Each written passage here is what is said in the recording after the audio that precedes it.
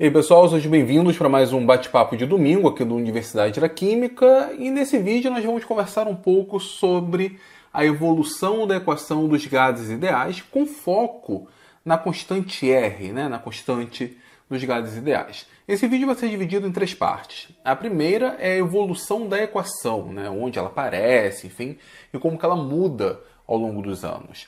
A segunda são algumas hipóteses do porquê que o símbolo escolhido para a constante foi R. Por que não foi Y? Por que não foi W? E a terceira é uma discussão um pouco mais ampla do significado da constante dos gases ideais. Então, se você tiver curiosidade em química, se você for professor de química, achar esse tema interessante para passar para os seus alunos, então pega aí seu café com leite, seu suco de limão, seu suco de laranja e vamos então ver como que foi a evolução dessa equação. E galera, vamos lá. A equação dos gases ideais, que qualquer aluno de química a princípio deveria conhecer, em especial aqueles que estão tentando, por exemplo, sua vaga em uma universidade pública, é o PV igual a nRT. Bom, essa é a forma que nós temos hoje, mas nem sempre ela foi assim. Então, essa primeira parte nós vamos tentar ver essa evolução. Primeiro de tudo, essa expressão ela nasce conforme o ser humano, os pesquisadores, os cientistas, as pessoas interessadas começam a estudar um pouco mais o comportamento de gases. O ponto de partida, o principal ponto, é o trabalho de Boyle, onde ele publica ali o PV igual a PV, que é igual a uma constante, a relação entre pressão e volume, a temperatura constante, e isso é em 1662. Bom, isso só vai dar um salto maior, só vamos avançar um pouco mais no início do século XIX. Então o trabalho de Boyle é do século XVII e nós temos uma próxima evolução apenas no início do século XIX, com o trabalho de Gay-Lussac, ou também o trabalho lá do Charles, enfim, que correlaciona as outras variáveis de estado. Então nós temos pressão com volume e temperatura com volume. Mas quem reúne todas essas variáveis numa única expressão é o francês Clapeyron, que a gente chama de Clapeyron, Tanto é que no ensino médio o PV igual a nRT é chamado de equação de Clapeyron ou Clapeyron. Meu francês não é lá essas coisas, aliás, meu francês não é nada, mas deve ser alguma coisa parecida com isso. Bom, ele publica essa expressão em um trabalho de 1834, que graças à internet nós conseguimos ter acesso a ele. Eu vou deixar inclusive o link aqui embaixo para quem se aventurar, um trabalho em francês. A capa vai aparecer aí, alguma coisa sobre tese a respeito da força motriz do calor. Essencialmente uma discussão sobre o que nós conhecemos hoje, de ciclos de Carnot. E além disso, em algum determinado momento, ele nos apresenta a primeira forma do que nós chamamos hoje de equação dos gases ideais. Só que ela é um pouco diferente, notem. É PV igual a R, vejam, já aparece a constante na forma R. Então PV igual a R, abre parêntese, 267 mais T. Se você já tem um conhecimento um pouco mais avançado em química, já estudou há algum tempo, você vai notar que essa expressão e o PV igual a nRT é muito parecido. Assim, é muito parecida mesmo. No lugar da temperatura absoluta, que hoje nós consideramos na escala Kelvin, ele colocou entre parênteses um fator de conversão, 267 mais a temperatura ali em graus centígrados. Só que assim, não é 267, Qual é o fator de conversão? 273. Quer ser mais exato? 273,15. Ele colocou 267. Por quê? Porque esses eram os dados que ele tinha na época. Essa expressão sofre uma evolução alguns anos depois, agora sob a mão do grande Rudolf Clausius, um dos maiores nomes da termodinâmica. Mais uma vez, já estudou fisicoquímica? Se você estudou fisicoquímica, com certeza já ouviu falar do Rudolf Clausius. Se você estudou fisicoquímica e nunca ouviu falar do Rudolf Clausius, tem um probleminha aí. Bom, o Rudolf Clausius é um dos maiores nomes da termodinâmica, a gente deve muito a ele. Ele publica um trabalho em 1850, portanto, estamos falando aqui de 16 anos após o trabalho do Clapeyron. E nesse trabalho ele muda um pouco o formato, ele muda o 267 por 273. E aí é um resultado mais exato com o que nós conhecemos hoje. E aí o Clausius faz essa modificação do 267 para o 273 com base no trabalho de um outro francês, com dados mais exatos, o Henri Victor Regnault. Enfim, não sei a pronúncia. Mas esse cara vai ser bem importante nas hipóteses da segunda parte desse vídeo. Acontece que ele, pegando esses dados, ele corrige a equação do Clapeyron e passa a ser PV igual a R 273 mais T. O próprio Clausius, alguns anos depois, agora já partindo para, deixa eu olhar aqui, 1864, 14 anos depois, com uma termodinâmica mais desenvolvida, ele tira essa parte final, 273 mais T, e coloca apenas o T maiúsculo para a temperatura absoluta, já direto à temperatura do que nós chamamos hoje de escala Kelvin. Então nota que a equação está bem parecida com a forma que nós utilizamos, PV igual a RT, só que ela é apenas aparentemente parecida. Por quê? P é pressão. O V que aparece aí não é o volume absoluto como nós estamos acostumados.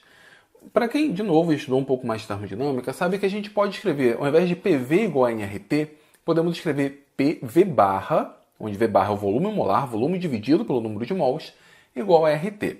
Então seriam equações bem parecidas. Só que o V, nessa expressão de 1864, seria uma espécie de volume específico. É o volume dividido pela massa. Isso tem uma consequência séria. Isso faz com que R não seja uma constante universal. R, nesse contexto, é uma constante, mas que depende do sistema. É igual K da constante de equilíbrio. Então, cada equilíbrio, cada reação tem sua constante de equilíbrio. Então, esse R dependia de cada sistema.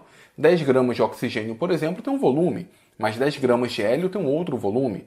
10 gramas de nitrogênio tem um outro volume. O R aí não é uma constante universal. Agora, ela se torna uma constante universal graças à contribuição, à modificação de um dos alunos do Clausius, deixa eu olhar aqui o nome dele, o August Hestman, nunca tinha ouvido falar dele antes, em 1873, onde agora, já com o conceito de mol mais evoluído, ele substitui esse volume específico, né, volume dividido pela massa, pelo volume molar, volume dividido pelo número de mols. A equação, na forma como ele publicou, é bem interessante, é UP igual a RT. UP, esse U, na verdade, seria o volume molar, volume dividido pelo número de mols. Aí sim, essa equação UP igual a RT é o que nós utilizamos hoje, PV barra igual a RT, ou se a gente quiser desmembrar, PV igual a nRT. Então percebam que na evolução dessa expressão, nós temos a sua primeira forma em 1834 e ela chega na sua forma final, que é a forma como nós utilizamos hoje, em 1873. Estamos falando aí de nada mais, nada menos do que cerca de 40 anos de história. E se contarmos, por exemplo, lá o trabalho de Boyle, aí levam-se séculos. Bom, então essa daí é a evolução da equação dos gases ideais. A segunda parte do vídeo, da onde que veio esse R? Por que não foi W? Por que não foi K? Por que não foi Y? Bom, infelizmente nós não temos uma resposta para isso, porque o Clapeyron, lá quando ele publicou a sua primeira equação, ele não falou porque escolheu R. Então temos duas hipóteses e uma proposta. A primeira hipótese é puramente arbitrária. Ele escolheu R porque ele queria R e ponto final, não quis W. Então ele simplesmente escolheu isso. A segunda, essa tem um pouco mais de lógica, ele escolheu R de razão, que, enfim, tem uma palavra equivalente em francês para significar divisão, razão, que também começa com R, ou raison, ou alguma coisa parecida com isso, também não sei. Não zoem a minha pronúncia, por favor. Por quê? Porque esse R vem diretamente de uma razão, de uma divisão. R é igual a PV dividido por, 273 mais T na versão de Clausius, ou 267 mais T na versão do Clapeyron. Então, esse R pode significar razão, né? Uma constante que vem da divisão daqueles valores conhecidos. Agora, nós temos uma terceira via. Nós temos a proposta do William Jensen. O William Jensen, se eu não me engano, foi editor do Journal Chemical Education, mas ele é autor de inúmeros artigos voltados para a história da química, inclusive esse vídeo é baseado em um dos artigos dele. Ele propõe que não seria nenhum pecado imaginarmos que esse R seja R do Regnault. Por quê? Porque graças ao trabalho do Regnault é que nós conseguimos, então, o valor mais exato para R, para a constante dos gases. Ele fala isso com base na própria proposta da IUPAC de darmos nome a constantes em homenagem a um determinado cientista, um pesquisador. Constante de Planck, constante de Boltzmann, constante de Rydberg. Nesse caso, o R poderia ser uma constante de Regnault, só com a proposta dele. Seja como for, a gente não sabe, não tem como saber hoje exatamente da onde que veio esse símbolo R.